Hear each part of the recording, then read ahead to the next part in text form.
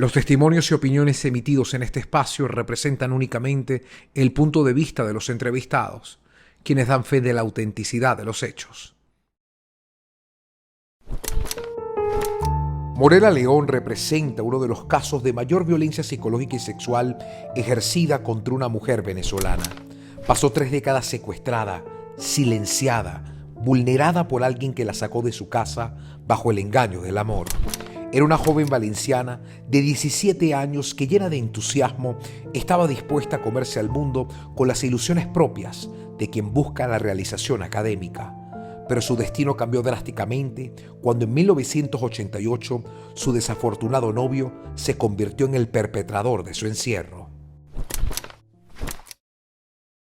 Bueno, ella era la típica adolescente que lo que estaba era pendiente de salir con sus amigas, de ir al cine. Por lo general iba al cine sobre todo con mi hermana, estar en un centro comercial con mis amigas, procurar ir a la playa los fines de semana. Era buena, era divertida, obvio, como todos los hermanos nos podíamos agarrar piña y todo, pero era la dinámica normal, pues, o sea, natural. La niña Morela, o sea, tenía muy buen coraje, muy determinada, tenía objetivos claros. Así a esa edad, te lo juro que sí. Y era la típica adolescente, la música de los 80, porque yo nací en 1970. Entonces aquel furor de la música de los 80, la guerra de minitecas, esa clase de cosas, esa era mi vida como cualquier adolescente. Morela era muy consentida por mi mamá, muy consentida, o sea, era nuestra niña querida, de verdad, o sea, era así como que entre los hermanos la veíamos como la mascotica, pues así. Fíjate que yo siempre fui muy pegada a mi mamá porque yo soy la menor. Y mi mamá siempre fue una mujer que le gustaba que uno estuviera pendiente de los estudios. Mi mamá era una mujer muy preparada. Ella esperaba ansiosamente mucho a mi mamá. Al mediodía o cuando se levantaba que no había clase, ella era muy consentida, y si mi mamá se había ido a trabajar, ella se veía en el espejo porque mi mamá le daba un beso aquí con pintura, y si no veía ese beso, podían ser las 5 de la tarde y Morela estaba llorando. O sea, había un vínculo muy estrecho entre Morela y mi mamá. ¿Qué es lo que no hace un adolescente? Sino eso, su liceo, sus amigos, centro comercial, salir, el cine, eso. ¿Qué era lo que yo quería estudiar? Turismo internacional, porque me gustan mucho los viajes, y yo tenía una amiga, una compañera de clase, que también le llamaba mucho la atención eso. Todo era muy metódica en todo su proceder, hasta para jugar muñeca. Entonces, cuando nosotros nos graduamos, decidimos ir a Maracay para buscar información sobre los institutos de Maracay, sobre la carrera de turismo internacional. Me gradué a los 17 años y voy con mi amiga a Maracay. Morela era muy popular, bueno, como es ahorita, era muy bella, una adolescente hermosa. Y siempre ya era, la palabra es como encantadora, encantaba a la gente. Estando en Maracay, nosotros en la parada, bueno, vamos a tener que preguntar porque nosotros no conocemos a nadie aquí. En ese momento se para un carro y nos pregunta, ¿para dónde van? Entonces nosotras, bueno, nosotros vamos para el centro. Me dice, mira, pero el centro no queda para allá, queda para allá. Le digo, bueno, entonces nosotros vamos a pasar la avenida. No, yo te doy la cola. Yo me quedo viendo a mi amiga me ve a mí. Y yo le digo, bueno, no sé, tú me dices. Sí, vamos. Y nos montamos. Empezamos a conversar, nos presentamos y, bueno, yo soy Morela, ella es mi amiga Sofía. Y él me dice, mucho gusto, yo soy Enrique. Él nos termina dejando cerca de la maestranza de Maracay, y antes de bajarnos él me pide mi número. Le pide el número a Sofía, yo le digo, mira, ella no tiene teléfono, quien tiene teléfono soy yo. Para aquel entonces lo que existían los teléfonos públicos, los teléfonos fijos, ese es el término, los teléfonos fijos, porque los celulares no existían. Entonces yo le di mi número y él me da a mí una tarjeta y me dice, este es el mío. Y conocí a esta persona y inmediatamente todo cambió. Eso fue como una cosa de mala magia, porque realmente todo cambió. Yo me bajo del carro con mi amiga, total que nosotros hicimos la diligencia que íbamos a hacer, el instituto estaba cerrado porque ya estaban de vacaciones, paseamos un rato por Maracay y nos regresamos. Esa misma noche él me llama, al día siguiente me llama. Y al otro día, y al otro día, y al otro día. A las 2 semanas de habernos conocido, él me va a visitar por primera vez a la casa. No exactamente a la casa, porque me dijo, oye, estoy aquí, ¿qué tal si salimos a pasear? Yo te invito a comer. Y yo salí, con toda la angustia que eso significaba, porque obviamente mi mamá tenía un horario para que yo estuviera en la casa. Y le dije, mira, pero es que yo tengo que regresar temprano, porque a mí no me dejan estar de noche en la calle. Claro, estamos hablando de alguien que tenía 17 años, soy menor de edad. Y me dice, bueno, sí, está bien, no hay problema. Entonces no salgamos a ninguna parte, vamos a quedarnos aquí abajo hablando. Y nos quedamos en la parte de abajo del edificio conversando. Después yo subí, él se fue, y en eso se convirtió en una rutina de llamarme todos los días, todos los días, todos los días. Yo era estudiante universitaria y estaba pasando el tiempo y Morela no se definía qué era lo que iba a hacer y se empezó a encerrar en la casa para esperar la llamada de él porque era teléfono de CanTV. Como un mes después, casi mes y medio después, me dice que él estaba interesado en tener una relación conmigo. Yo quiero ser tu novio, yo quiero tener algo serio contigo porque tú me gustas mucho y yo creo que tú y yo podemos tener algo realmente importante, algo serio. Para mí fue muy impactante porque yo tenía 17 años y para ese entonces él tenía 23. Por supuesto yo me maravillé de ver que un hombre de 23 años estuviese interesado en mí. Porque, oye, conoce muchachas de 20, de 21, de 22 de su edad y está interesada en mí, una muchacha de 17. Y yo, por supuesto, ese entusiasmo me hizo decirle que sí. El tipo vino como entrando como al tiempito, no sé exactamente un orden cronológico, solo sé lo que sentía yo y la frecuencia que había en mi hogar. Al poco tiempo yo le dije, mira, mi mamá ya sabe que yo tengo un novio. Y a ella le gusta que los amigos y los novios vayan a la casa. Entonces, la próxima vez que tú vengas, eso se lo dije por teléfono, tienes que subir para conocer a mi familia. Y así fue. Él subió, yo lo presenté, le presenté a mi mamá. Para ese entonces vivíamos en el apartamento. Mi mamá, mi hermana Graciela, mi hermana Gisela y yo. Se las presento y se convirtió en una rutina que él fuese de visita a la casa, que las visitas fuesen en la casa. Pero el problema es que él llegaba tarde. Él empezaba al principio a llegar las visitas a las 7. Eran las 9 de la noche, él no se iba y mi mamá me llamaba, Morela. Y yo iba al cuarto, Morela, ya son las 9. Esta no es hora de visita. Entonces yo le dije, mira, que mi mamá me dice que ya es tarde. Entonces él se iba. Pero él empezó a sentirse incómodo con eso. Hasta que un día me dijo, yo para esa casa no subo más. Mi mamá ha sido, bueno, fue ya, no está en este plano, pero para mí siempre vive. Una persona que nos respetó nuestra esencia. Pero eso no era que nosotros hacíamos lo que nos da la gana, o sea. Porque si va a ser un problema que yo te visite, a la hora que te visito, Morela, yo estoy todo el día trabajando. ¿Qué quieres tú que yo haga? Que yo deje de trabajar, yo no puedo dejar de trabajar. Entonces yo, de ahora en adelante, si tú y yo nos vamos a ver, yo llego, te toco el intercomunicador y tú bajas. Eso, por supuesto, lo que hizo fue agravar la situación en la casa, porque entonces yo llegaba más tarde de lo que habitualmente él se iba de la casa.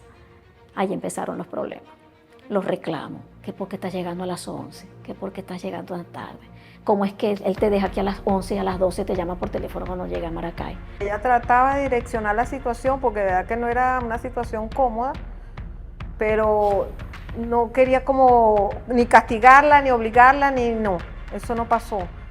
Entonces mi hermana sentía que había como una falta ahí de más fuerza y trataba de evitar la situación, mira qué pasa aquí. Fue creciendo la incomodidad, los reclamos, pasaron a ser peleas. Él comenzó entonces a presionarme diciéndome, bueno, tú como que te vas a tener que venir conmigo, porque si la única forma que tú y yo vamos a estar juntos es estando solos, te vas a tener que venir conmigo. Empezó entonces a ponerme limitantes, porque mi mamá estaba insistiendo en que yo tenía que ir a estudiar. Y él me decía, ¿pero para qué? Tú vas a estudiar cuando estés conmigo en Maracay. Yo te voy a pagar la carrera. Después mi mamá me dijo, Morela, ¿cuándo es que tú vas a sacar la cédula? Porque yo perdí mi cédula. Me dijo, ¿cuándo es que tú vas a sacar la cédula? Yo, bueno, mamá, déjame organizarme con eso. Cuando yo se lo comenté, él me dijo, tú no vas a sacar la cédula aquí. Tú vas a sacar la cédula cuando estés en Maracay. Tú vas a estudiar cuando estés conmigo, porque yo me voy a hacer cargo de todo eso. Tú tranquila, no dejes que tu mamá te pague nada, porque entonces te va a poner muchos límites. Te va a poner las reglas que tienes que cumplir porque ella es la que te está pagando la carrera. Eso fue distanciándome de mi familia. Yo estaba viviendo en una misma casa con mis 2 hermanas y mi mamá y yo no hablaba con ellas. A ese punto llegó el distanciamiento. que en una misma casa yo no hablara con nadie. Que las peleas eran constantes, las peleas, los reclamos, por las horas, por la llamada, por el distanciamiento, por el silencio, por mi aislamiento, por mi encierro, porque mi mamá me lo decía. Morela, ¿cómo es posible que tú, que estabas tan entusiasmada con empezar a estudiar apenas te graduaras porque te gustaba la idea de saber que te ibas a graduar a los 17, y ahora resulta que tú no estás, pero ni siquiera interesada en hacer un curso, porque hasta eso te molesta cuando te lo menciono? Tú estás aquí todo el día encerrada esperando a que él te llame. Y yo le dije a mi mamá, es que tú no entiendes. Tú no entiendes que él trabaja todo el día y que él no sabe en qué momento va a tener un teléfono a la mano y me va a llamar. O sea, que tú vas a estar entonces aquí esperando solo a que él te llame. Esa va a ser tu vida. ¿Qué va a pasar si a ti se te ocurre irte con él, Morela? ¿Te va a tener igual como te tiene aquí? ¿O es que tú crees que va a ser diferente cuando estés allá? Le digo, ay, mamá, tú no entiendes nada. Esa era la respuesta que yo le daba. Siendo la menor de una familia de mujeres, Morela era la consentida de la casa. Su belleza juvenil no pasaba desapercibida. Así comenzó una relación amorosa con quien cambiaría la dinámica familiar de aquella muchacha alegre. Una cadena de discrepancias y desencuentros con sus hermanas y su madre provocó que Morela aceptara la oferta engañosa que le hacía su prometido de abandonar el hogar. Sucedieron algunos eventos donde él la celaba, empezó a no salir y bueno, ahí pasó que Morela se fue. Una Navidad de un año 88. Yo estaba muy agotada y yo había tomado la decisión de romper la relación y se lo digo a él por teléfono. Y él me dice, ¿cómo es que tú vas a terminar conmigo? ¿Cómo es que tú y yo vamos a dejar esto hasta aquí con tantos planes que hemos hecho de que tú te vas a venir conmigo? No, nosotros no podemos terminar, tú no puedes lanzar todo a la basura, no. Tú y yo tenemos mucho tiempo y tenemos muchos planes. Y yo le dije, no, yo no quiero saber más nada. Yo ni siquiera tengo intenciones de quedarme aquí. A mí lo que se me ocurrió decirle en ese momento es que yo tenía intenciones incluso de irme un tiempo de la casa, de irme a casa de una tía para por lo menos respirar un momento. ¿Y cuál es mi sorpresa? Que yo corto la llamada y al rato él llega a la casa tocando el intercomunicador. Y yo le digo, ¿qué haces tú aquí? Me dijo, baja porque yo voy a hablar contigo. Le digo, no, yo no voy a, no, baja que voy a hablar contigo, baja porque yo no voy a hablar contigo por teléfono. Yo bajé. Y él me dijo, recoge tus cosas que mañana te espero en el terminal de Maracay. Tú te vienes conmigo. Tú y yo no vamos a terminar, tú te vienes conmigo. Ya él bastantes veces me había dicho eso. Y me dijo, no, es ahora. Mañana te espero en el terminal de Maracay. Él se fue y yo, sin que nadie se diera cuenta, metí algo de ropa en una bolsa, metí algo de ropa en un bolso, lo saqué de la casa y lo llevé al último piso, el piso de la azotea del edificio. Y ahí dejé los bolsos y dije, ojalá que a la conserje no se le ocurra salir temprano a limpiar. Y llegué a la casa, me acosté a dormir y se supone que al día siguiente todo iba a ser normal. Estamos hablando del 22 de diciembre. Al día siguiente yo dije, mira, que voy a comprar algo que necesito. Salí de la casa, subí, agarré el bolso, la bolsa y salí para Maracay. Él me recogió en el terminal de Maracay y me dijo, a partir de ahora yo me hago cargo de todo. Tú no vas a trabajar, tú no vas a tener que estar pendiente de nada. Cualquier cosa que necesites yo te la voy a proporcionar. Olvídate de tu familia porque eso siempre va a ser un problema. Así que de ahora en adelante somos solamente tú y yo. El primer lugar donde me llevó fue un hotel porque como todo fue tan repentino, fue un hotel. Yo estuve viviendo primero en un hotel como, yo diría que como 15 días y de ahí me pasó para otro hotel en donde estuve como 2 meses. De ahí me pasó a una habitación con entrada independiente. Estuve viviendo en ese lugar como 1 año tal vez. De ahí me llevó a un apartamento en el centro. Era un solo espacio, era como no necesariamente un anexo, era un solo espacio donde estaba todo y un baño. En ese apartamento yo tenía lo básico, como en la habitación, lo básico. Un colchón en el piso, una nevera pequeña, un televisor, un radio. Y 2 platos, 2 huevos de cubierto, 3 ollas, o sea, lo básico. La mamá de Morela buscaba a Morela, fue a denunciar a Morela en la antigua PTJ, lo que hoy conocemos como el 6CPC. Y los funcionarios le dijeron que, bueno, que se había ido con el novio, que esperara que le apareciera con una barriga. Mi mamá lloraba mucho, pues iba, insistía, iba. De verdad, con el debido respeto, pero la institución decía, ay, quédese quieto, doña, ese está con el novio, cuando se ponga a hablar con ella aparezca, y eso hizo que esa brecha en el tiempo, meses, qué sé yo, hiciera más difícil ubicarla. En ese apartamento fue cuando empezó a cambiar todo. Ahí fue donde yo tuve la primera agresión por la llave. Poco a poco comienza a incrementarse el control y así son las relaciones de violencia. Poco a poco vas incrementando un poco más el control, aparecen otros tipos de violencia, ya no se presenta la violencia psicológica, sino que también se presenta la violencia física y Morela pues fue viviendo, digamos, paso a paso la violencia en su relación. Yo limpié la llave porque estaba sucia, tenía telaraño, yo limpié la llave. Y entonces él me preguntó que por qué la llave se había movido. Yo le dije, no, yo lo que hice fue limpiarla. Después en otra ocasión, yo agarré la llave para probarla, para ver si de verdad abría la reja. Y la volví a poner en el clavito. Cuando él llegó, vio la llave movida. Me preguntó, ¿por qué agarraste la llave?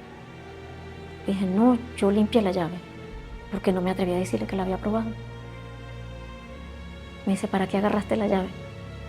Dije, no, yo solamente limpié la llave. No me creyó. Me empezó a presionar, me agarró por la nuca y me paró frente a la llave clavándome los dedos en la nuca, aquí en el cuello.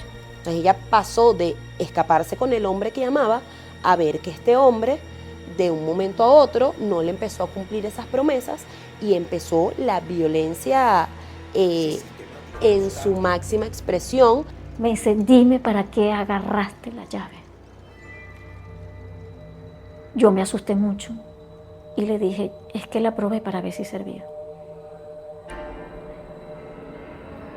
Empezó a castigarme físicamente. Me agarró por el pelo y me echaba la cabeza hacia atrás. Me dije, yo te puse esa llave ahí por si acaso una emergencia, no para que tú la probaras. Tú no tienes por qué dudar de lo que yo hago. Yo te puse esa llave ahí para caso de emergencia. ¿Qué emergencia tenías tú? Y por ahí empezó. Me agarraba por el cuello, me agarraba por los brazos, me agarraba por el cuello, me agarraba por la nuca. Me doblaba por completo clavándome los dedos aquí. Me volvía a torcer la cabeza hacia atrás hasta lo más que podía. Ese castigo duró mucho rato, yo diría que casi una hora. Me dijo, no vuelvas a agarrar la llave.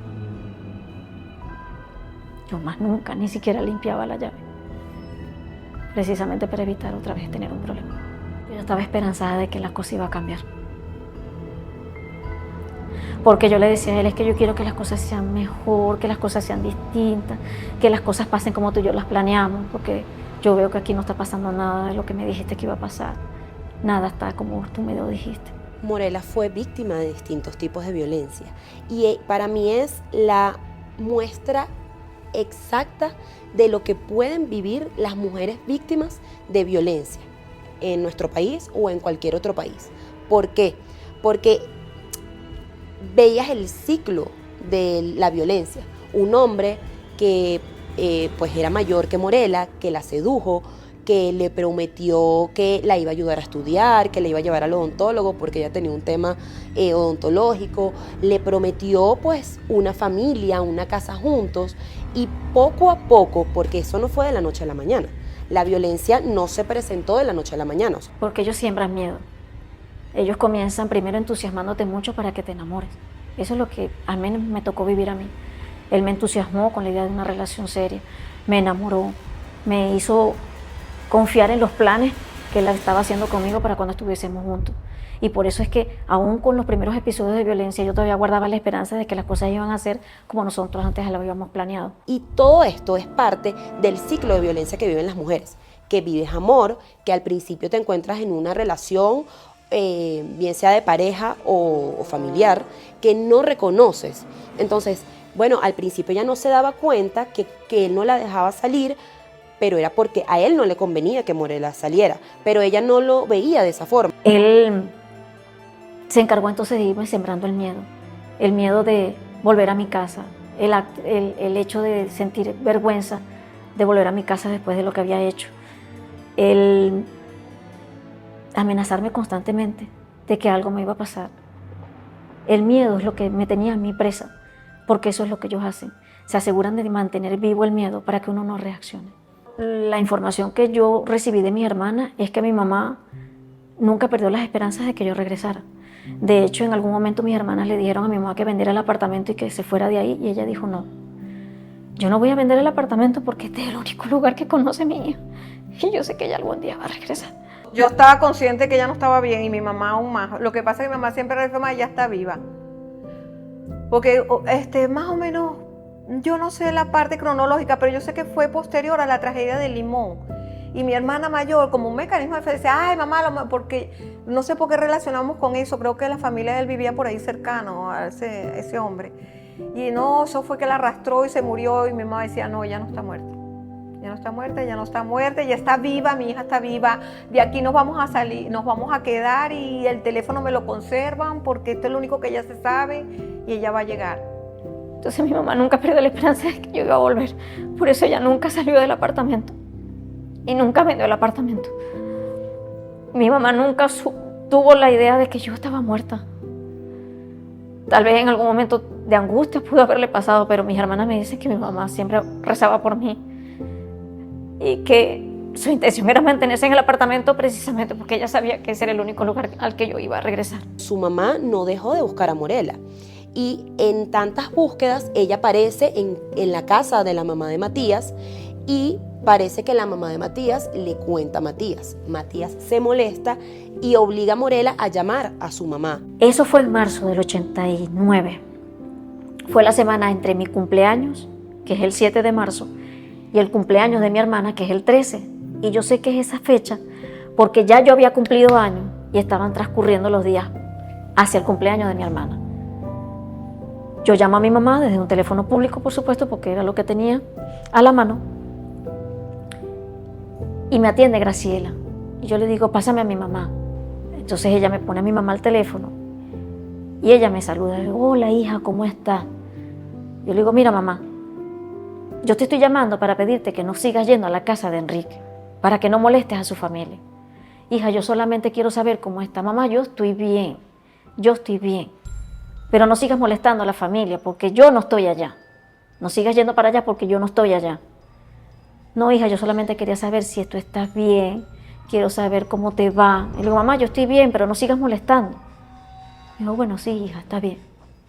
Solo quería saber cómo estabas. Dios te bendiga.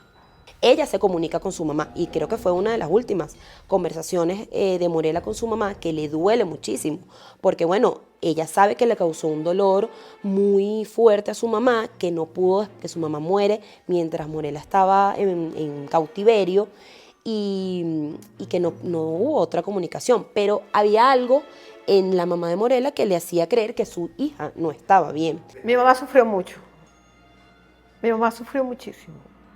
Era su niña de sus ojos.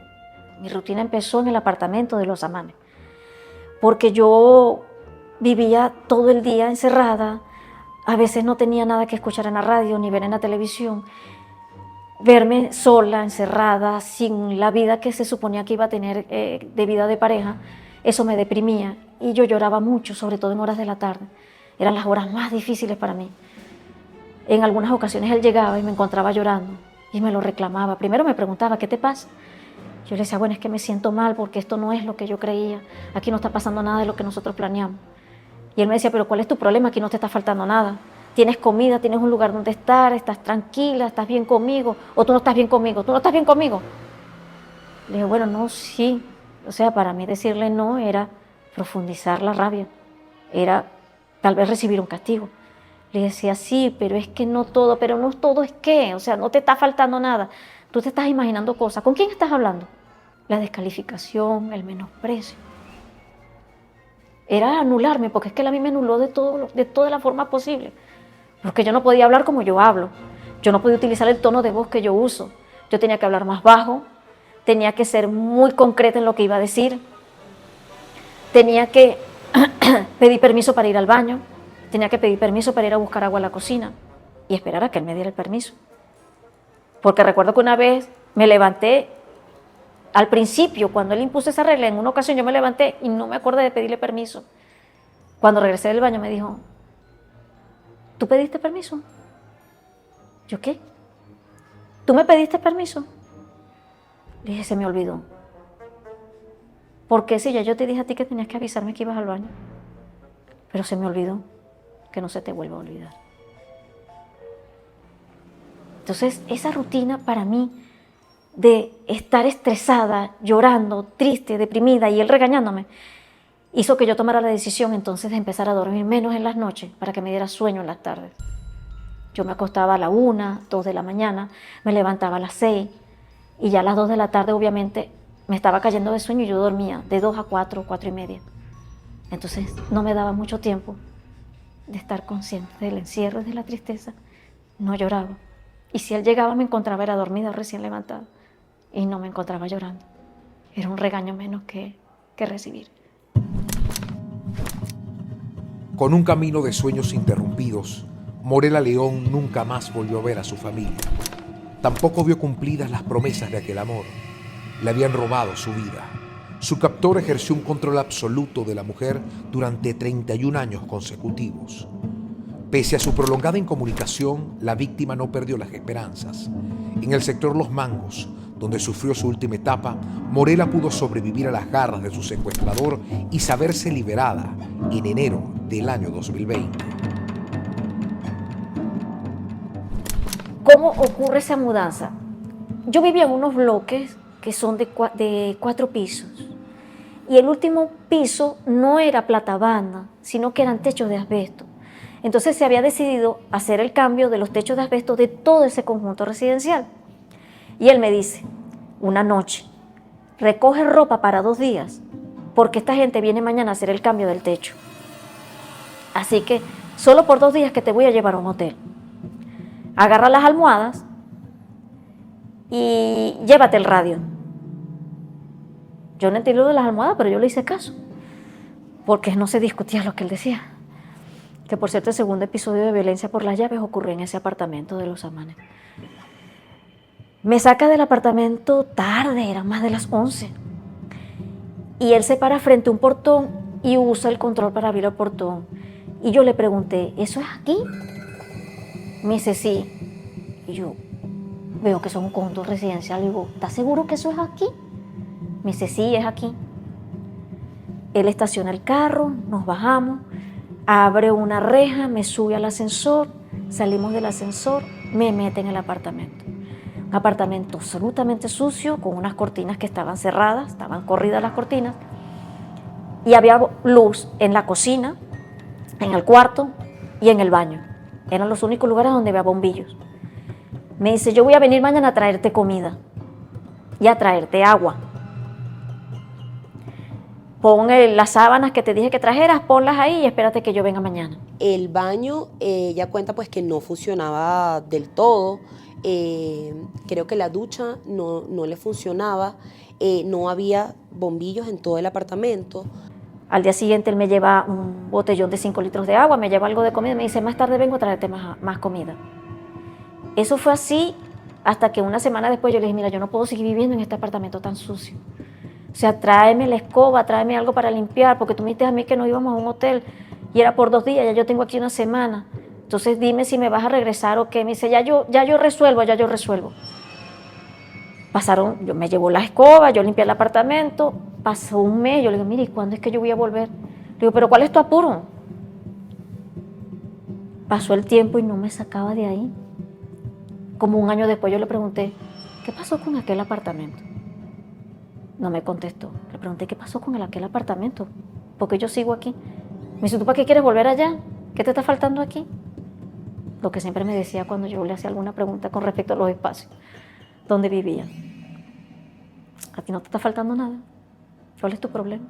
Cocinaba lo que él le llevaba y siempre era una alimentación a base de granos, de arepa con mantequilla. Pasaba hasta 4 o 5 días que él no aparecía, no le llevaba comida y ella a veces pues no comía en el día lo suficiente para ahorrar esa comida porque ella no sabía cuándo él iba a aparecer. Los últimos años fue así. Es más, recuerdo que una vez Él me preguntó, ya yo estaba viviendo en Los Mangos, él me preguntó, recién llegada, cuando yo le dije, se acabaron los huevos. Me dice, ¿por qué se acabaron tan rápido? Dije, bueno, porque yo estoy desayunando huevos. Pero ¿y cuántos huevos haces tú, pues? Le digo, bueno, yo me como 2 huevos con la arepa. No, pero tú no puedes estar comiendo 2 huevos diarios. Eso te va a hacer daño. No puedes comer tantos huevos diarios, eso te va a provocar un problema de salud. Y además tienes que ver cómo hace para que rindan. A raíz de ese reclamo, entonces yo comencé a comerme una arepa con un huevo todos los días. Él me compraba un cartón de huevos mensual. Y yo tenía que hacer rendir ese huevo durante un mes. Porque hasta que no se acabara ese cartón en un mes, él no me llevaba de nuevo huevos. No usaba toallas sanitarias, porque ella le pedía toallas sanitarias y él no se las llevaba, le decía, sí, ya te las voy a traer, y no lo hacía. Entonces ella usaba compresas para esos momentos de menstruación. Yo tuve el primer teléfono celular en el año 2000, si la memoria no me falla. Pero yo no conocía la telefonía celular, no tenía ni idea de cómo funcionaba. Y él me dijo, cuando yo te llame, te va a aparecer esto en pantalla. Esto es lo que te va a indicar que ese soy yo el que te está llamando. Cualquier cosa, cualquier otro número, cualquier cosa que veas en la pantalla, no contestes. Ese teléfono no se contesta, al menos que sea yo. La intención era que si yo necesitaba algo, yo lo llamaba, dejaba repicar 2 veces y cortaba. Lo que yo veía, en mi curiosidad, es que las llamadas quedaban grabadas. Y yo decía, bueno, se ve que yo estoy llamándolo a él, a qué hora lo llamo, qué día lo llamo, o sea, todo muy específico. Y yo no tenía noción de que yo podía, por ejemplo, llamar y borrar la llamada. Hurgando en el teléfono descubrí que sí, pero yo dije, ¿y si a él se le ocurre pedir un estado de cuenta de la familia telefónica y se da cuenta que salió una llamada? Ese miedo a que él me descubriera llamando fue lo que hizo que yo nunca me atreviera a llamar a mi casa, porque yo todavía tenía el recuerdo del número. Que en este teléfono que ella tenía, pensó que si ella llamaba a la familia, él se iba a enterar, y eso ameritaba una golpiza, o sea, ameritaba más violencia contra Morela. Después dije, ¿y si él pide un estado de cuenta y ve que yo hice esa llamada telefónica? Porque él me decía, es que yo sé quién va a llamar, porque yo sé quién me va a llamar porque eso va a quedar aquí. Así que cuando yo te llame, solo vas a contestarme a mí. Y era verdad. Yo pensé que eso era mentira de él. Cuando yo me revisé, vi, es verdad, queda la gente que llama. De ningún momento pensé que era él, pero después me puse a hacer una retrospectiva del asunto y yo, sí. Tal vez él llamaba de algún número, para ver si a mí se me ocurría atender, para ver si a mí se me ocurría borrar las llamadas. Y menos mal que nunca se me ocurrió. A mí me llamaba la atención cuando él a veces me llamaba, me hacía una llamada telefónica y me decía, ¿por qué la luz de la cocina está prendida? Yo, bueno, no, es que yo estaba ahorita en la cocina, pero tú estás comiendo a esta hora. Y le digo, no, entonces ¿por qué la luz de la cocina está prendida? A veces se movía la cortina por el viento y como bien sabes, cuando hay mucha brisa se crea un efecto succión y a veces la cortina se recogía hacia afuera porque la cortina está movida. Y yo estaba en el cuarto y le digo, no sé, yo estoy en el cuarto, ¿por qué la cortina de la sala está así? ¿Qué estabas haciendo? Y le digo, no sé de qué me estás hablando, espérate. Y cuando yo me asomaba así veía la cortina. Y yo lo que hacía era preguntarme, ¿cómo sabe él lo que está pasando aquí? Ni yo sabía que la cortina estaba así y él sí. ¿Cómo hace él para saber? Ella pensó que tenía unas cámaras en la casa, porque tal fue el control que ejerció Matías sobre Morela que ella llegó a pensar que estaba vigilada. Yo siempre me preguntaba, ¿de dónde me está viendo? ¿Me está viendo de la avenida? ¿Me está viendo de otro apartamento? ¿En casa de quién está? Yo siempre supe que él me estaba vigilando porque él me hacía comentarios muy específicos del movimiento del apartamento. Sino de la cortina, de las luces. O sea, ¿cómo hacía para saberlo? Yo siempre me sentí vigilada porque él se encargaba de hacerme saber qué era lo que estaba pasando. Luego es que ella entiende, bueno, que él estaba en un apartamento de enfrente. Recuerdo que una vez me dijo, cuando vayas a limpiar no muevas los muebles porque vas a molestar a los vecinos de abajo y me van a reclamar. Ten el radio y el televisor a volumen muy bajo porque yo no quiero que los vecinos me estén reclamando porque tienes el volumen del televisor alto. Tenía que escuchar la radio, las emisoras muy bajito por ese mismo temor de si me escuchan los vecinos, si saben que aquí hay alguien, esto es perjudicial para mí. En algún momento tuvo televisor y se le dañó, entonces bueno, ella lo que hacía era limpiar porque pasaba todo el día encerrada y trataba de limpiar sin hacer mucho ruido. Yo le decía, pero ¿de qué me estás hablando? Si yo siempre tengo el televisor a volumen bajo. De hecho, yo vivo pegada al televisor precisamente para no subir el volumen. Me decía, eso es mentira, porque yo a veces salgo del ascensor y desde el ascensor se escucha el televisor. Le digo, no, no es cierto, Enrique, no es cierto. Yo tengo no me digas que no, que yo acabo de salir del ascensor y desde allá se escucha el televisor. O sea, era constantemente presionarme para que yo cumpliera con las reglas impuestas. No se me podía escuchar, no se me podía ver, incluso limpiar, hasta limpiar era una limitante. Tenía que hacerlo en función de que los vecinos no escucharan que yo estaba limpiando. Hasta ese punto llegaba el control que él tenía. O sea, ella siento que hasta se convirtió en una obsesiva de la limpieza, o sea, para ocupar su mente en algo, cuando ya se aburría de escuchar la radio, porque cuando yo hablé con ella la primera vez, ella estaba enterada de muchas cosas. Uno que se convirtió para él en un mecanismo de control y de incentivar el miedo, mantenerlo muy, muy vivo, es que me agarraba por el cuello. Él se ponía sobre mí, ponía una de sus piernas aquí para controlarme este brazo, con otra de sus manos me agarraba la otra mano y con su mano dominante me agarraba el cuello, me apretaba hasta casi asfixiarme.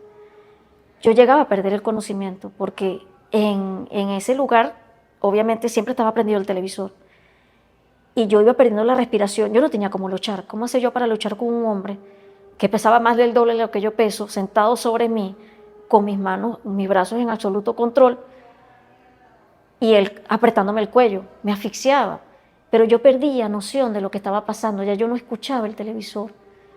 Yo perdía por un momento con todo sentido del oído y de repente yo regresaba, agarraba una bocanada de aire y tosía y él me volvía a apretar.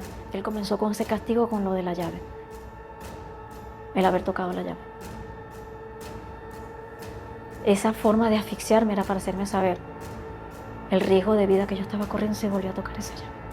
El episodio de tomar la llave comienza porque él en junio del año 2019 se aparece en la casa con la llave. Me dice, yo tenía las llaves de este apartamento por ahí y no te las había traído. Yo no entendí ese comentario, porque si yo llego al apartamento en agosto del 2002 y él me da las llaves, las lleva al apartamento en junio del 2019, no entendí eso de que yo tenía las llaves por ahí y se me olvidó traértelas. O sea, era demasiado el tiempo que había pasado entre una cosa y la otra. Y él puso las llaves en la bisagra de la puerta de entrada, porque la bisagra de la puerta de entrada estaba un poquito salida y él cuelga las llaves allí, un manojo de llaves. A mí no me gustó, porque ya yo había vivido 2 episodios de violencia, en el apartamento del centro y en el apartamento de los Amanes, que ese segundo reclamo fue porque las limpié, y ese castigo fue mucho peor, mucho, mucho peor que el primero. Y a mí no me gustó cuando me llevó las llaves. Y yo dije, eso es para saber si soy capaz de agarrarla. Otra forma de control. Yo lo que rogaba era que ojalá que las arañas hagan su telaraña, que le caiga mucho polvo. Yo no tocaba ese espacio. Yo limpiaba el piso, pero yo ya las telarañas de ese espacio no los limpiaba, porque yo necesitaba que esas llaves se ensuciaran para que él viera que yo no las estaba agarrando. Y no me equivoqué en mi impresión, porque cuando él se iba yo tenía que acompañarlo hasta la puerta para despedirlo. Y él antes de salir miraba las llaves. Yo lo que rogaba era que esas llaves se ensuciaran. Pero él comenzó a ser violento íntimamente conmigo. Llegó un momento en que ya yo estaba demasiado desesperada. Y yo dije, yo me tengo que ir de aquí porque yo no puedo seguir viviendo así. Claro, ella sintió que la iban a matar y es cuando dijo, bueno, vamos a probar estas llaves.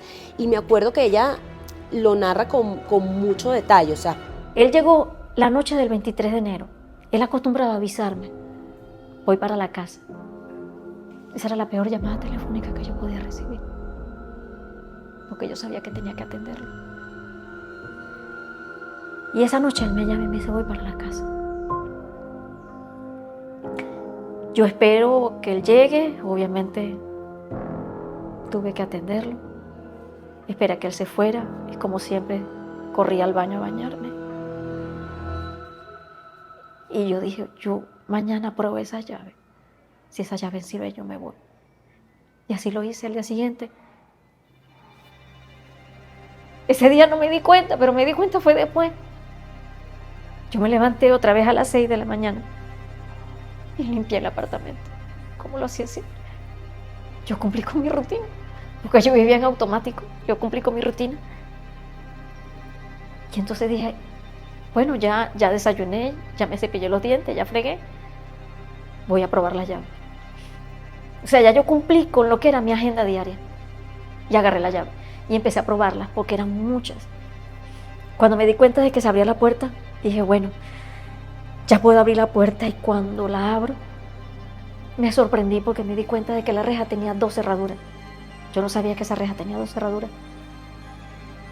Así que tuve que empezar a probar una por una.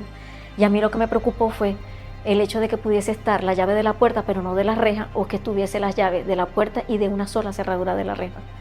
Así que empecé a probar y dije, bueno, solo me queda probar, ¿qué más? Encontré la llave de la cerradura de arriba y luego probé el resto de las llaves y di con la cerradura de abajo. Cuando me di cuenta de que podía irme, dije, bueno, voy a cerrarla por si acaso él viene, porque si él viene va a encontrar la reja cerrada. Cerré la reja, cerré la puerta, fui al cuarto, me vestí, me puse los zapatos, los únicos zapatos que tenía, y abrí con mucho cuidado porque el vecino del apartamento de al lado tenía la puerta abierta. Y lo sé porque son puertas que están una al lado de la otra, pero se veía la luz natural que venía de la ventana de la sala. Abro con mucho cuidado, cierro luego con mucho cuidado y corro a las escaleras, porque yo no tenía pin del ascensor, así que corro a las escaleras y empecé a bajar, bajé 4 pisos y me di cuenta de que no había llegado a la planta baja, así que seguí bajando y dije, en algún momento voy a salir. Cuando llego por fin a la última parte, me frené porque vi que al salir de la escalera estaba un escritorio y estaba el vigilante. Yo retrocedí porque me asusté de que él me viera. Y él me vio y yo dije, bueno, ya me vio, me tengo que ir. No le puedo dar la oportunidad de que sepa que me vieron. Salgo y él me dice, ¿quiere que le abra la puerta? Yo en ese momento dije, sí, claro, porque lo que yo tenía en mente, yo ni siquiera sabía que había vigilante en ese edificio. Yo lo que pensé, una vez que llegue allá abajo, empiezo a probar otra vez todas las llaves a ver cuál es la que me abre. Cuando él me dice eso, yo le dije, sí, claro. Y él me abre la puerta y yo salgo. ¿Cuál es mi sorpresa? Que yo veo que no salgo a la avenida, sino que salgo al lateral, a una calle lateral. Volteo hacia un lado, veo que a una casa y cuando volteo hacia allá está la avenida y corrí. Pasé la avenida, entré en un negocio y pregunté, ¿dónde queda Calicanto?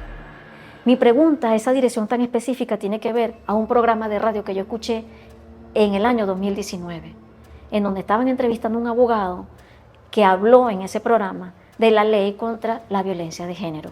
Y Morela escuchó ese programa y por mucho tiempo, porque eso ella cuenta que no fue que lo escuchó tan reciente, o sea, ella se quedó con esa información y allí fue que pensó y dijo, bueno, vamos a buscar ayuda a este instituto. Llego a la avenida y empiezo a preguntar, y camino, y nadie me sabe decir dónde queda el instituto, nadie. Llegué hasta un punto en el que decidí devolverme hasta donde había iniciado mi búsqueda y me dice, mira, yo creo que el Instituto de la Mujer queda detrás de la maestranza. Le digo, ay, ¿dónde queda la maestranza? Me dice, bueno, vete por esa calle, por ahí, y me voy por ahí, por donde me dice. Ya eran las 11 de la mañana. Voy caminando y me encuentro un módulo de estos policiales que son con unas camionetas. Y le pregunto al oficial que está allá afuera, ¿dónde queda el Instituto de la Mujer? Me dice, mira, yo creo que es esa casa morada que está allá atrás. Voy hasta allá y veo que no dice instituto, sino casa de la mujer. Y digo, bueno, debe ser la misma cosa. Cuando entro, la persona que me recibe me pide información. ¿Qué estás buscando tú? Le digo, que me ayuden, porque yo me acabo de escapar de un apartamento en el que estaba encerrada. ¿Cómo es eso? Y entonces yo le conté así muy por encima cuál era la situación. Me dice, mira, pero es que nosotros no atendemos esos casos. Yo sentí 2 cosas, rabia y miedo. Yo, ¿cómo que no me puedes ayudar? O sea, mi reacción a la hora de hablar fue de rabia. Digo, ¿cómo que no me puedes ayudar? Me dice, mira, tú tienes que ir a la policía. Tú vas a salir de aquí y vas a ir al módulo policial que queda, y me empezó a explicar. Le digo, no, yo no quiero ir a la policía, yo necesito ir al Instituto de la Mujer, porque yo sé que ellos me van a ayudar. ¿Tú sabes en dónde queda? No, yo no, pero mi compañera de trabajo sí. Viene la compañera de la oficina, ¿y tú quién eres? Y yo tengo que volver a contarle lo que le conté a la compañera. ¿Dónde queda el Instituto de la Mujer? Ahí se me fue como 1 hora. Me dice, mira, el Instituto de la Mujer va vas a llegar a la Avenida Bolívar. Le digo, sí, yo vengo de allá, pero nadie me dice en dónde queda. Me dice, bueno, déjame explicarte. Vas a llegar a la Avenida Bolívar, camina, y vas a llegar un momento en que te vas a encontrar de la acera del lado derecho una fachada blanca con puertas de vidrio y están ahumadas. Ese es el Instituto de la Mujer. Yo, ok, gracias. Me levanté y me fui. Yo paso la calle, entro, y quien me recibe me pregunta en qué te podemos ayudar. Le dije, mira, yo necesito que ustedes me ayuden, porque yo me acabo de escapar de un apartamento en el que me tenían encerrado. Y ella me pregunta, ¿esos morados que tienes en los ojos te golpearon? Yo le dije, no, eso no son golpes, esas son mis ojeras. ¿Esas son tus ojeras? Le digo, sí, esas son mis ojeras. Mira, ven acá. Ven, vamos a mi oficina para que podamos conversar. Entré a esa oficina, ella comienza a conversar conmigo, empieza a pedir información, yo más o menos le explico la situación. Ella me dice, espérate, porque yo quiero llamar a un compañero que es abogado y es especialista en derechos humanos. Déjame buscarlo para que él venga a acompañarte aquí en esta declaración que tú me estás dando. Ella sale, busca a este señor y después de que yo hablo un rato con él me dice, espérate, porque yo te voy a buscar a mis 2 compañeras. Ya va, espérate un momentico, Morela. Y va a buscar a 2 compañeras. En esa oficina estábamos la persona que me recibió en el Instituto de la Mujer, el señor al que ella llamó y las otras 2 señoras. Vuelvo yo a echar el cuento y en eso la que llegó me pregunta, Rosa Perdomo me pregunta, es una de las personas que trabajaba en ese entonces en el instituto. ¿Tú cómo te llamas? Le digo, Morela León. León, Naguará, ¿cómo es que te llamas León y estás así? Y allí recibe la ayuda de una mujer que incluso la lleva a su casa para resguardarla, para esperar que la familia Morela viajara de Valencia hasta Maracay para buscarla. Morela León narra su experiencia de identificar 30 años después la imagen de unas hermanas que se habían desdibujado en su memoria. Quien se encargó de hacer ese contacto obviamente fue la Fiscalía, fue el Ministerio Público del Estado de Aragua, porque obviamente ellos tenían que buscar a mi familia, ya que el número de teléfono que yo di obviamente no existía. Di la dirección, porque eso obviamente todavía la tenía en la memoria, y desde Maracay se comunican a Valencia y le piden a la policía que se trasladen a esa dirección para verificar si todavía vivía la familia allí. Se van al apartamento y quien los recibe es uno de mis sobrinos. Uno de mis sobrinos que es la pareja de mi sobrina biológica. O sea, estamos hablando de alguien que 2 personas a las que yo no conocía, porque ni siquiera habían nacido cuando yo me fui.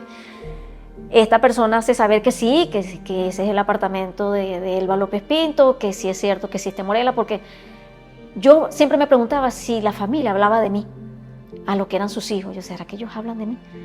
Y resulta que a esta persona que forma parte de la familia, a este sobrino político, le habían contado, mira, nosotros tenemos una hermana que ya está desaparecida, en fin, él ya sabía la historia, así que no se sorprendió. Total que se contactan con mis hermanas, el Ministerio Público, la fiscal les dice, mira, mi hermana le pregunta, ¿cómo está Morela? Morela está bien, Morela está completa. Porque mi hermana me dice, Morela, yo pensé que te faltaba un dedo, te faltaban las manos, te podía faltar un ojo, yo no sé, yo me imaginé muchas cosas, tomando en cuenta quién era ese tipo. Pero la fiscal me dice, no, ella está bien, pero está muy asustada y está desnutrida. Cuando aparece Morela, obviamente van a esa dirección porque eso siempre se lo respetamos a mi mamá. Vivía un familiar, así, pero siempre ese espacio se conservó. No sabemos, tiempo indeterminado para nosotros. Y nos dijeron, la fiscalía tiene que ir porque ustedes tienen que responder de por qué 30 años después nadie la buscó. Ella le dice, bueno, mira, yo necesito cerciorarme de que ustedes son realmente la familia, porque como tú comprenderás, yo no la puedo decir a ella, voy a traerte a tu familia y resulta que ustedes no son. Yo no le puedo hacer eso a una víctima.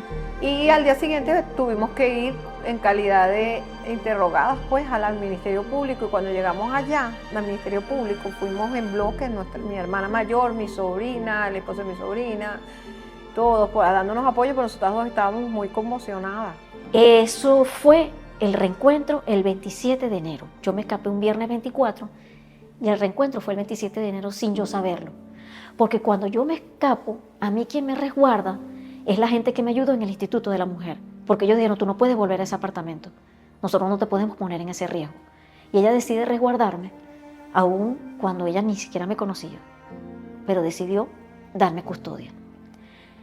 Yo me levanto ese lunes y ella me dice, mira, la fiscal decide que tú tienes que ir otra vez al ministerio, tienes que ir otra vez a hablar con ella. Y yo, sí, tú sabes, esos trámites de rigor, esto es todo un proceso, Morela, ya nosotros te dijimos que este camino iba a ser largo. Le digo, no, sí, está bien.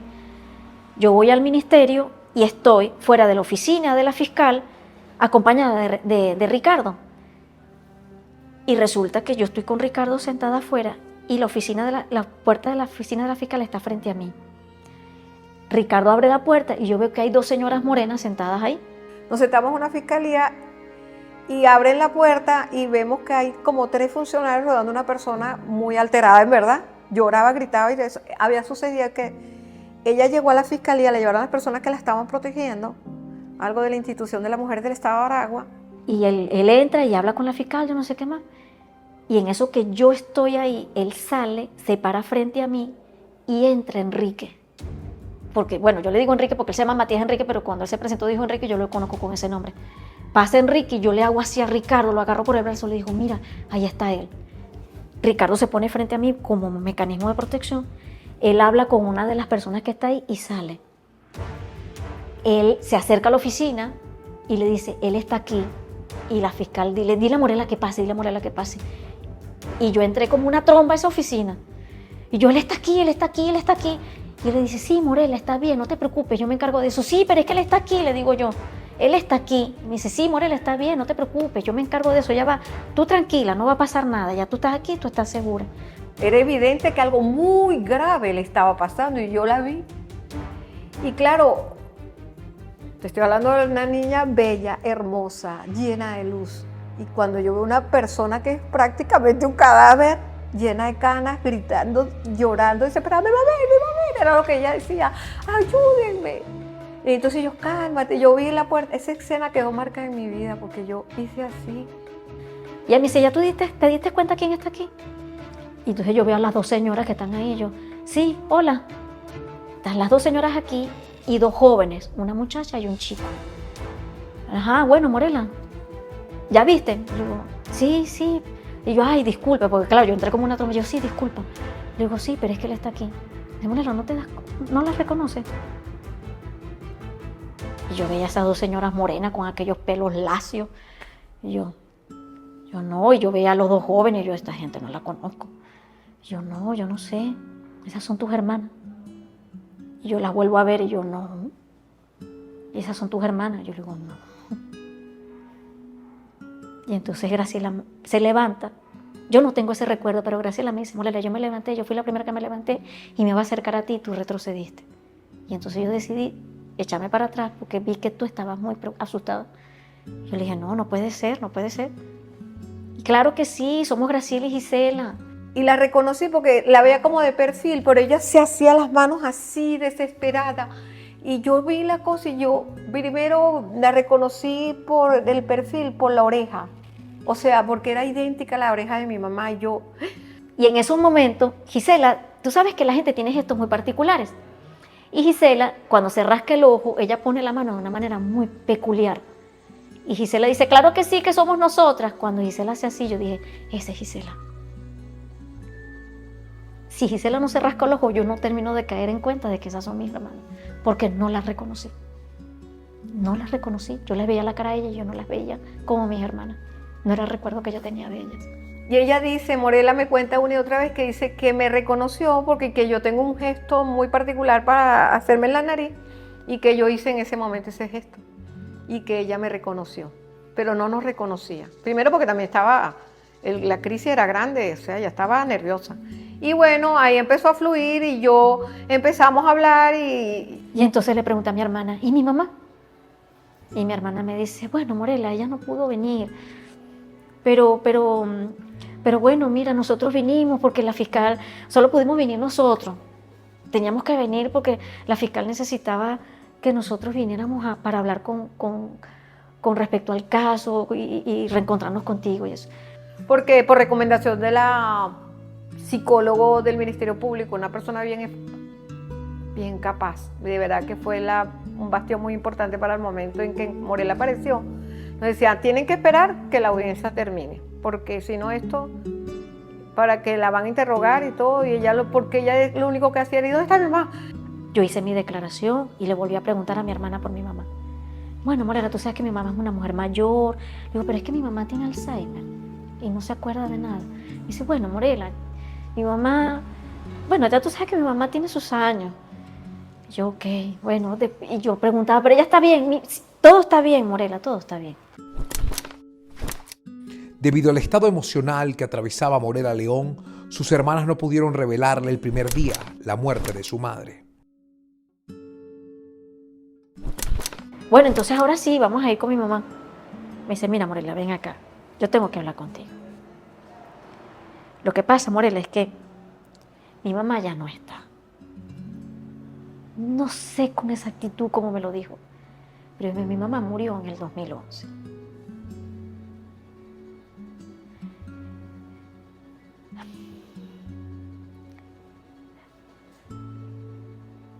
O sea, yo lo que quería era hablar con mi mamá.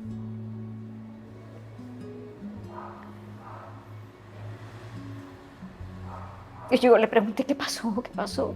Me dice, no, Morela, mi mamá se murió de un infarto. Ese domingo 4 de diciembre, mi hermana me llama a las 6 de la mañana, mi mamá se siente mal, nos fuimos para allá. Bueno, ella se sentó a la mesa y dijo, yo siempre pedí que me iba a morir en mi cama y en un solo día. Yo hoy me voy. Gisela, quiero que sepas que conserva tal cosa, tal espacio donde ella trabajaba, conserva el teléfono, porque Morela va a llamar para acá.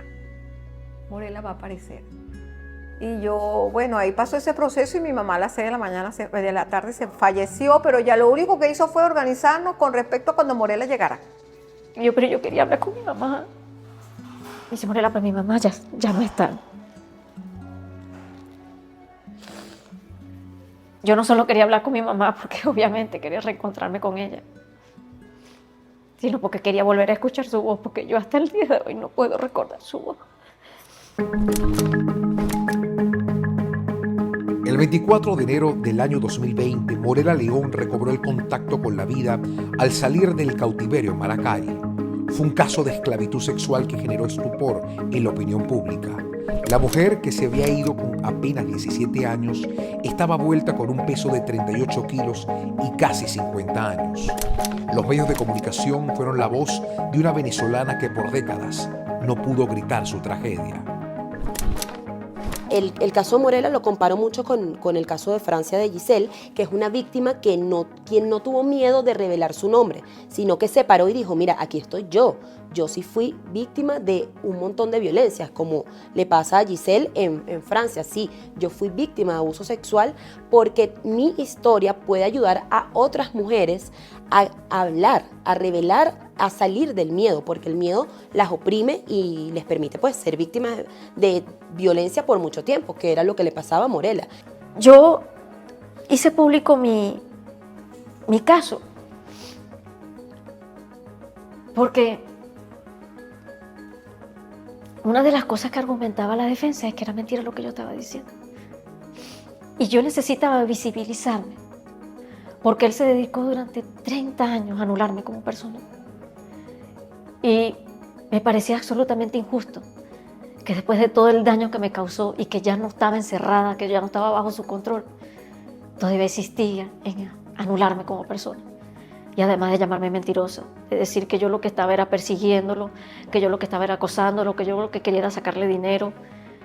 Llegaron incluso a plantear que esto era una cuestión de índole político, con el único propósito de simplemente descalificar mi denuncia, de restarle valor y peso a lo que yo había denunciado. Esto no tiene nada que ver con política, esto es una cuestión netamente humana. Yo denuncié las agresiones de las cuales fui víctima de manera sistemática. Ahí hubo violación de privativa de libertad, secuestro, violencia sexual, violencia psicológica.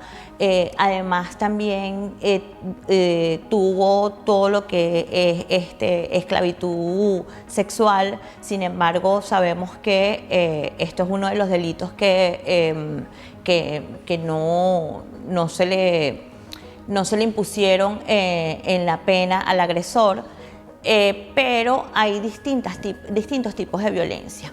Una de ellas, que es importantísimo, y la gente pregunta por qué este caso fue así, porque más de 30 años, digamos que estuvo encerrada, siendo víctima de violencia de género, y una de las cosas más importantes, o uno de los derechos más vulnerados, fue justamente el derecho a conocer, a reconocer estas violencias, ¿no? El derecho que tenemos todos de entender lo que es lo que son nuestros propios derechos, lo que es nuestro cuerpo, lo que es nuestro género, y saber que a partir de la misma violencia psicológica podemos ser manipuladas, podemos ser coaccionadas, y además de eso, bueno, pues podemos vivir por muchos años siendo objeto de violencia,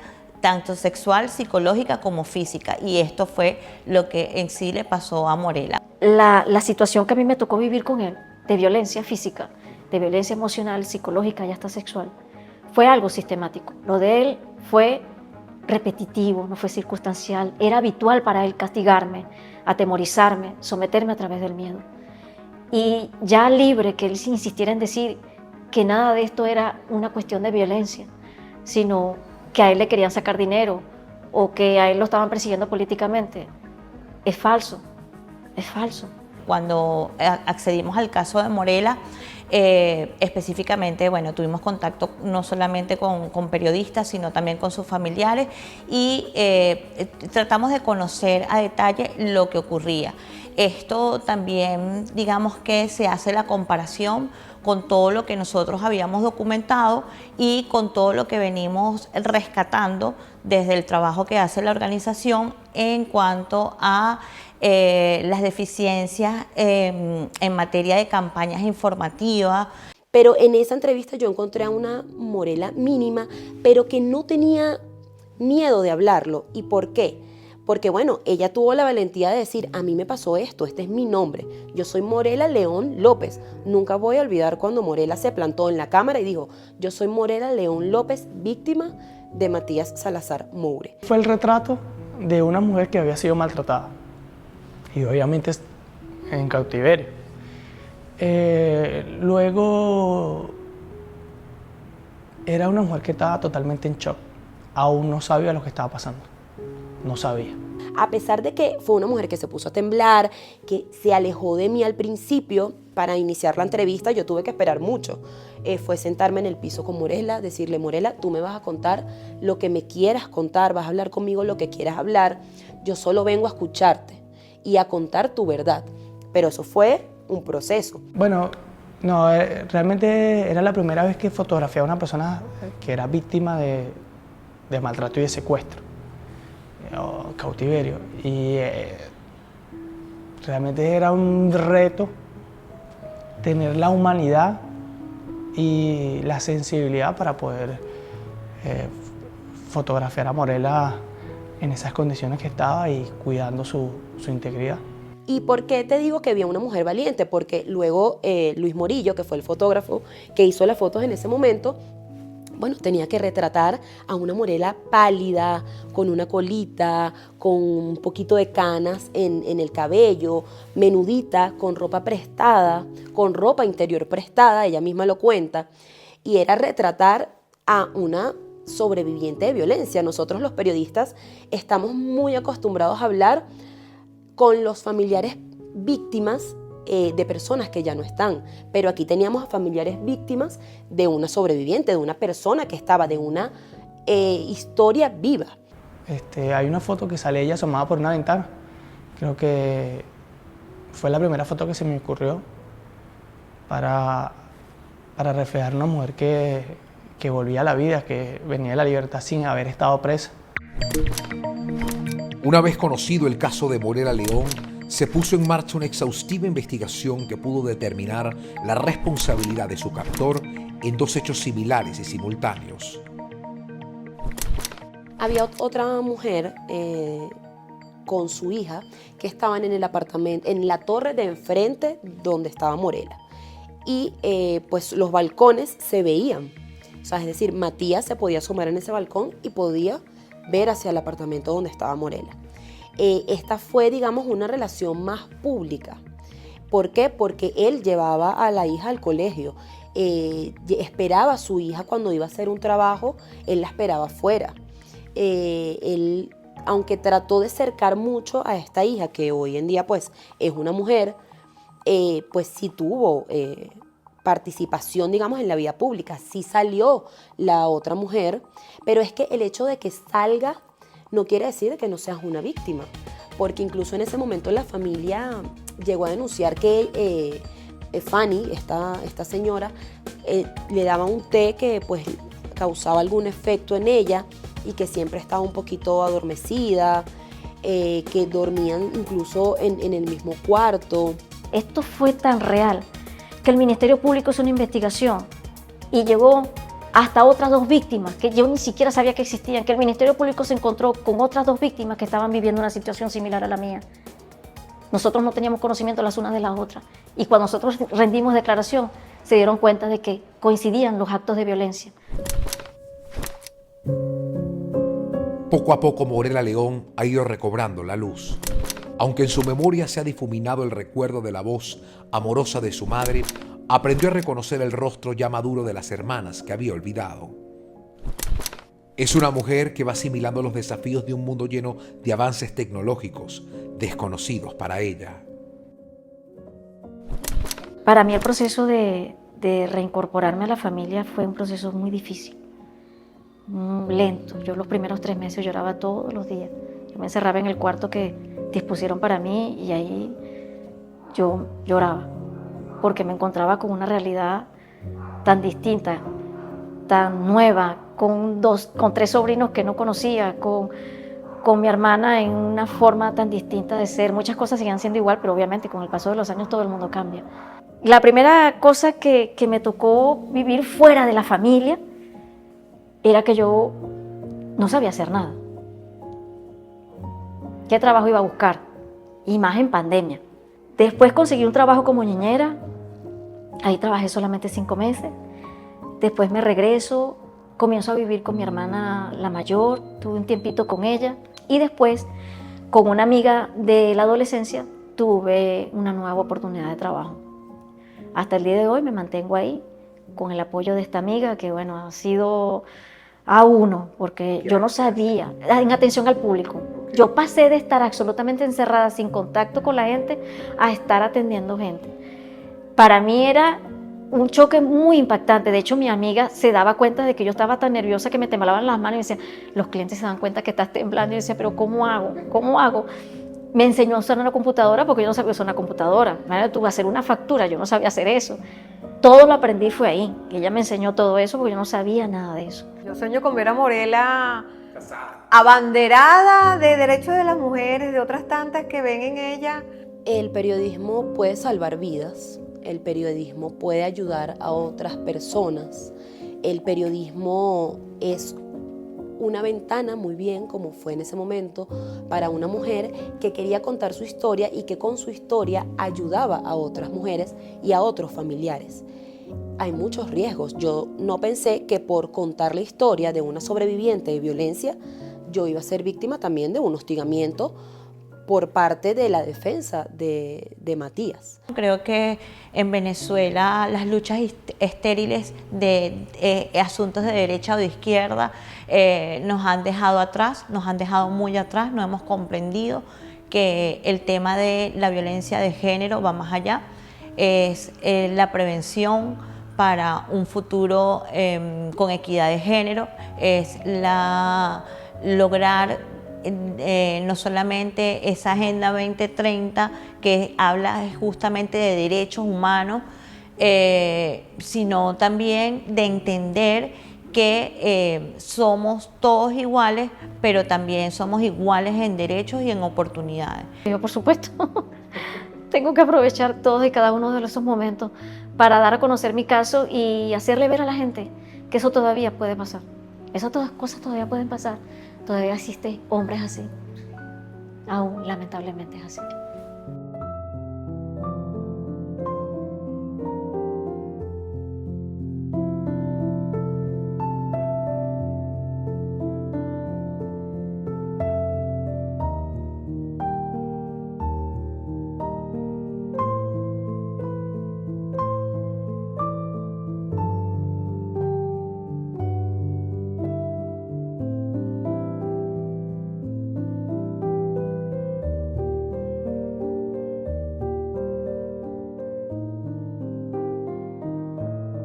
Morela León celebra que en el año 2023, luego de un largo proceso con la justicia venezolana, se haya sentenciado a 17 años a su captor. Hoy se ha parado firme ante la vida para asumir con optimismo la plenitud que una vez le fue arrebatada en nombre del amor estafado. Su familia y amistades siguen estando presentes para consolidar su proceso de readaptación definitivo.